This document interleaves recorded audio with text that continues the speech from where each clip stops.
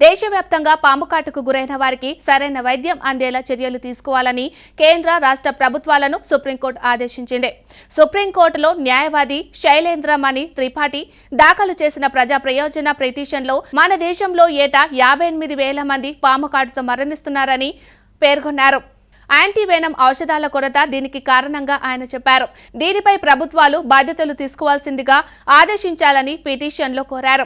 ప్రభుత్వ ఆసుపత్రిలో పాము కాటుకు సంబంధించి శిక్షణ పొందిన వైద్యులకు తగిన యాంటీవెనమ్ మందులు అందుబాటులో ఉండేలా చర్యలు తీసుకోవాలన్నారు. ఈ పిటిషన్ సోమవారం విచారణకు వచ్చింది.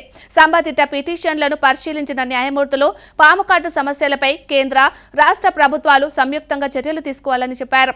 అలాగే రాష్ట్ర ప్రభుత్వాల ప్రతినిధులతో సంప్రదింపులు జరిపిన తర్వాత పాము కాటుతో బాధపడే వారికి అవసరమైన యాంటీవెనమ్ తగిన చికిత్స అందేలా చూడాలని ఆదేశించారు. ఇక ఈ విషయంపై రాష్ట్ర ప్రభుత్వాల తరపు న్యాయవాదులు సమాధానం ఇచ్చేందుకు మరికొంత సమయం కావాలని విజ్ఞప్తి చేశారు. దీని ప్రకారం 6 వారాల్లోగా సమాధానం ఇచ్చేందుకు గడువు ఇస్తూ న్యాయమూర్తులు కేసును వాయిదా వేశారు.